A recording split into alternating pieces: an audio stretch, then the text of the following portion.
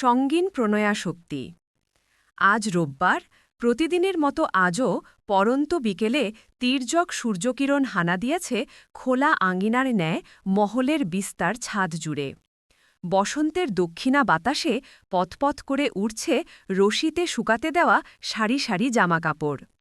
সেগুলোই নিতে এসেছে তে। তবে ছাদে পা রাখতেই মনটা কেমন উদাসীন হয়ে গেল ওর। পায়ে পায়ে এগিয়ে গিয়ে বসে পড়ল শ্যাওলাপাড়া চ্যাপ্টা রেলিংয়ের ওপর। বসার দরুন হাঁটু অবধি খোলা চুলগুলো ধুলো ময়লা জমা মেঝেতে গিয়ে ঠেকল। গোধূলিবেলার মেঘভেজা বাতাসের তালে তালে হাঁপড়ে একটা চাপা নিঃশ্বাস বেরিয়ে এলো ওর বুক চিরে। কিম সকজিনকে ইতিমধ্যে এমার্জেন্সি ফ্লাইটে তুলে দিয়ে এসেছে ওরা দুবোন। ওদের ফ্লাইট রাতে।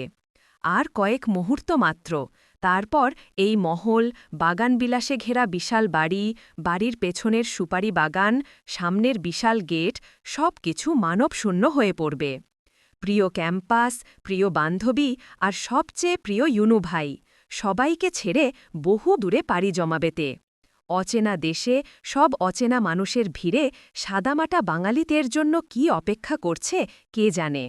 কেবল ভরসা একটাই, মায়ের সুস্থতা আর মন গহীনের অযাচিত এক অদম্য ইচ্ছা ইউনু ভাইকে খুঁজে বের করা। তে জানে কাজটা এতটাও সহজ নয়, তবে ও চেষ্টা করবে। পৃথিবীটা তো গোলকার, তার উপর একই দেশে থাকবে ওরা। ইন্টারনেটের যুগে অতটাও কষ্টকর হবে না ব্যাপারটা। ভাবতেই বিষণ্ণ মুখে এক চিলতে হাসি ফুটে উঠল তের। আমি আসছি ইউনু ভাই, ঠিক খুঁজে বের করে নেব আপনাকে। তের দিবাস্বপ্নতে টান পড়ে নিচ থেকে জিমিনের বাজ খাই আওয়াজে। কিরে তে, হাওয়া হয়ে গেলি নাকি? নিচে নাম, নয়তো আমি ব্যাগ গুছিয়ে এয়ারপোর্ট চললাম। প্রত্যেকটা পাতা। Time flies, yes it is.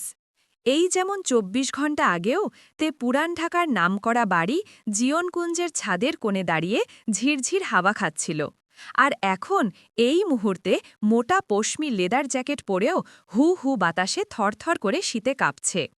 Airport থেকে গাড়িতে উঠে কাঁপাকাঁপি একটু কমেছে দুবোনের, তবে লম্বা জার্নিতে বড্ড কাহিল হয়ে গিয়েছে শরীরটা। জিমিনের চেয়েও তেল অবস্থা বেগতিক, কারণ পুরো ফ্লাইটে কিচ্ছু খেতে পারেনি ও।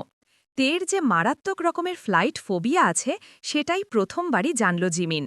ভাগ্যিস কোম্পানি থেকে গাড়ি পাঠিয়ে ওদেরকে পিক করা হয়েছে, নয়তো এই অচেনা শহরে তেকে নিয়ে নির্ঘাত বিপদে পড়তে হতো জিমিনের। জিমিন তেকে নিয়ে দুশ্চিন্তা ওড়লেও তের মনে অন্য কিছু চলছিল। ও ভাবছে জেনি আর নিশির কথা। সেদিন অযাচিত কিছু কথা মুখ ফুটে বলে দেবার পর আর মুখামুখি হয়নি ওদের। নিজের আত্মগ্লানি ওকে আটকে রেখেছিল।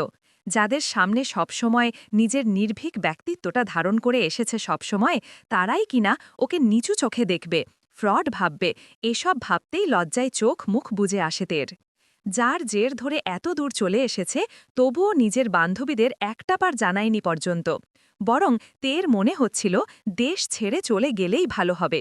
জেনি আর নিশির মুখামুখি হতে হবে না আর, ও বেঁচে যাবে।